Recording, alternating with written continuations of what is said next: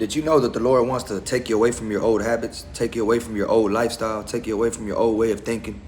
He don't want you to look back whenever he brings you from them things. He don't want you to be like a Lot's wife and you look back from disobedience and get turned into a pillar of salt. No, he wants to do something wonderful in your life, but he's waiting for somebody to accept him, to believe in him, to trust in him, to allow his Holy Spirit to continue allowing them to progress forward.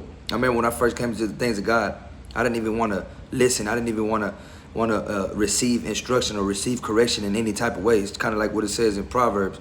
If you receive correction, you're on a pathway to life. But if you reject it, you're leading people astray. At the time, I was leading my family astray. At the time, I was leading people around me astray because I wasn't being that walking, living testimony that the Lord had called me to be in their lives. But now, 6 years down the road, the Lord has did something in my life, and now he's allowing me to walk in accordance to his will and his way. Now I find joy in wanting to seek his voice. I find joy in receiving his correction. I find joy in listening to him because I know it leads to life.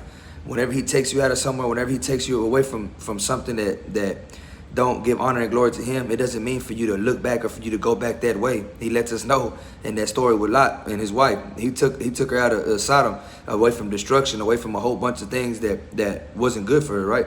But when he took her out of there, all he did was tell her, don't look back. Don't worry about any of that. Don't worry about your old lifestyle.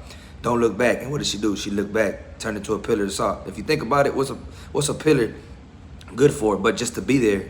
It's not good for anything, right?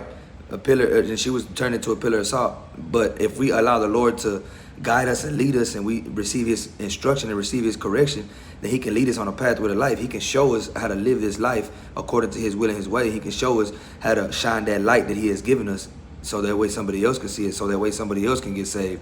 But we have to not look back when he brings us out of that destruction, when he brings us out of that anger, when he brings us out of that anxiety, when he brings us out of that dark place, messed up way of thinking, that ugly sin. When he brings us away from that, don't look back to that sin. Don't go back to that sin, because the Lord already knows if you do, you will turn into a pillar of salt. If you do, it will bring destruction. It will probably happen more and more worse than what it did when he took you out of there. You try to go back, you're going to be good for nothing.